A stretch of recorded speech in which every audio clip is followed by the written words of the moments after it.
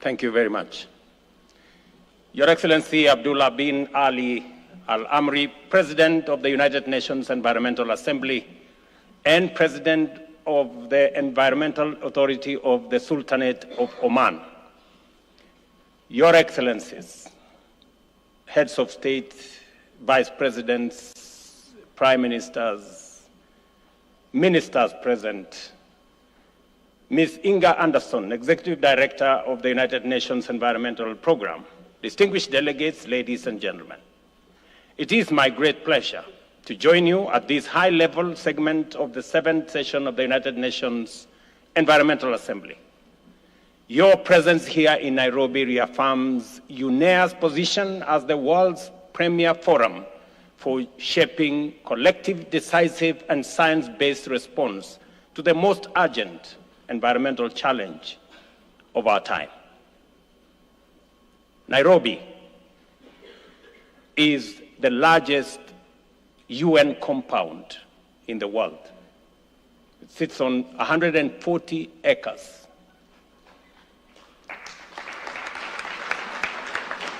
And you will have a taste of environment around this compound.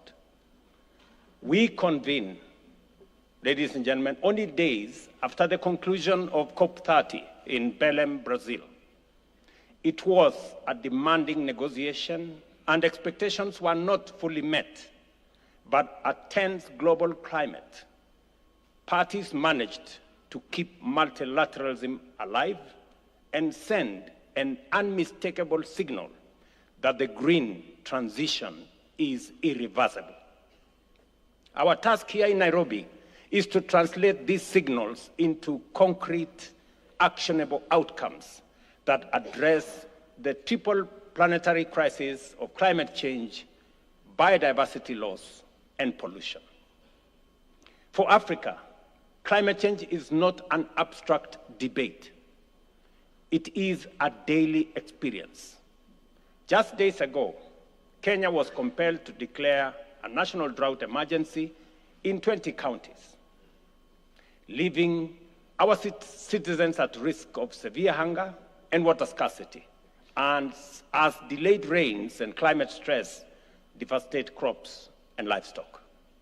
Across our continent, from failed harvests to destructive floods, from intensifying storms to conflict worsened by resource scarcity, Africans are paying the price for a crisis they did not create. These extremes are becoming the new global normal. A few weeks ago, Hurricane Melissa struck Jamaica with unprecedented force, causing economic damage that is equal to the country's entire annual GDP. When I spoke to Prime Minister Holness when this hurricane struck, it was clear from his tone that that hurricane was devastating. In Southeast Asia, a single station in Vietnam recorded more than 1.7 meters of rainfall in just 24 hours.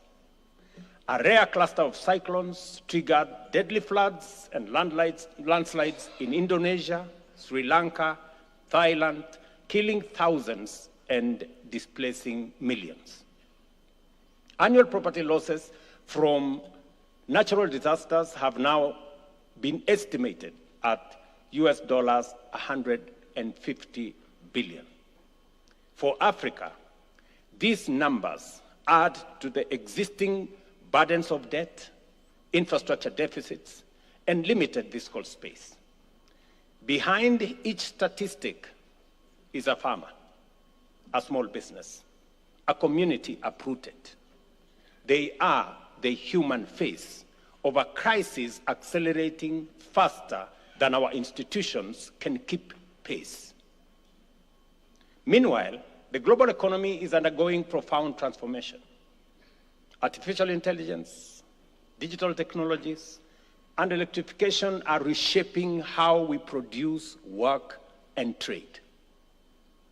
If this transformation is not aligned with environmental protection, equity, and human dignity, we risk building a new high-tech economy on the old foundation of extraction, exclusion, and pollution. UNEA must therefore define the environmental guardrails for this new era of economic transformation. Excellencies, Africa envisions a future anchored in a modern digital and green economy powered by renewable energy, enabled by innovation, and climate-proofed from the start. Our task is to ensure that every investment in industry, in infrastructure, and technology reinforces resilience, protects nature, and creates opportunities for people. We already have a strong foundation. Africa has demonstrated leadership in climate ambition. The Africa Climate Summit held in Nairobi and Addis in 2023 and 2025 reframed the continent not as a victim of climate crisis only, but as a co-architect of global solutions. The decision to bring COP to Addis in 2027 further confirms the shifting center of climate leadership. Even amid immense challenges, cooperation delivers results. 2 days ago, I was at Tsavo, one of our national parks, to launch an operation to protect our black rhinos and to secure the world's largest rhino sanctuary. Just to give you context, Kenya hosts 80% of the world's black rhino population, and has the last two of the northern white rhinos, the last two. So biodiversity loss is not an abstract. It is real. Seeing 100 black rhinos in a single sanctuary is a triumph of dedication, science, and partnership. It is a reminder that when we commit, when we collaborate, and stay focused, we can reverse decline and restore life. Kenya is honored to serve as a convening ground for global environmental governance.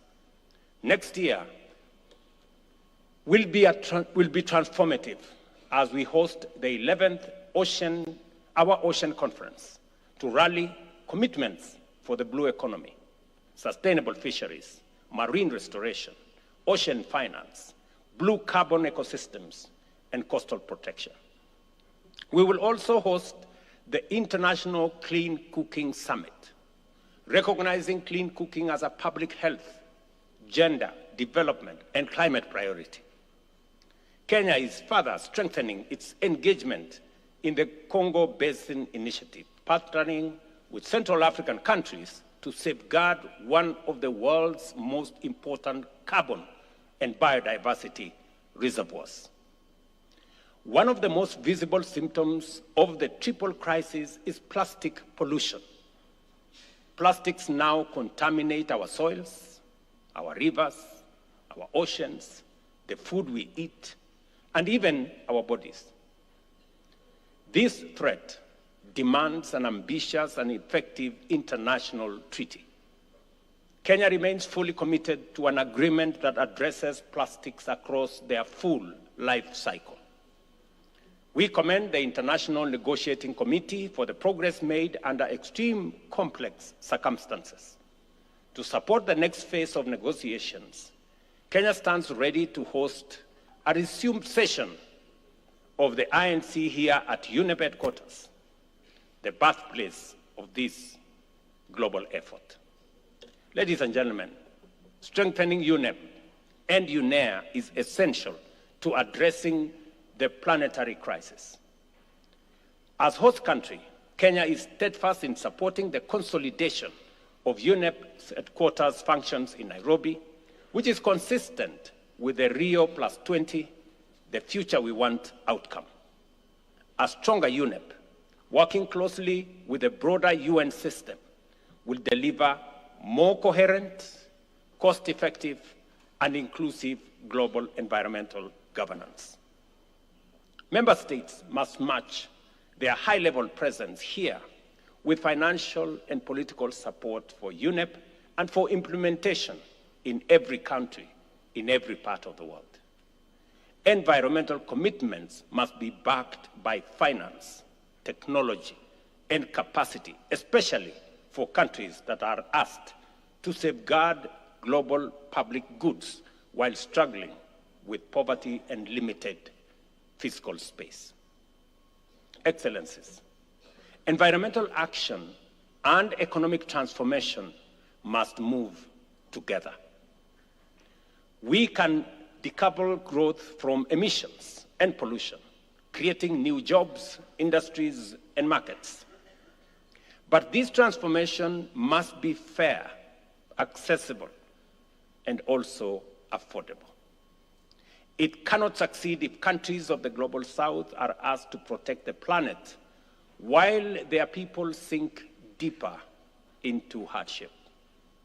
Nairobi has always been a city of dialogue, a place where difficult truths are spoken, where consensus is forged, and where compromise is achieved without surrendering ambition.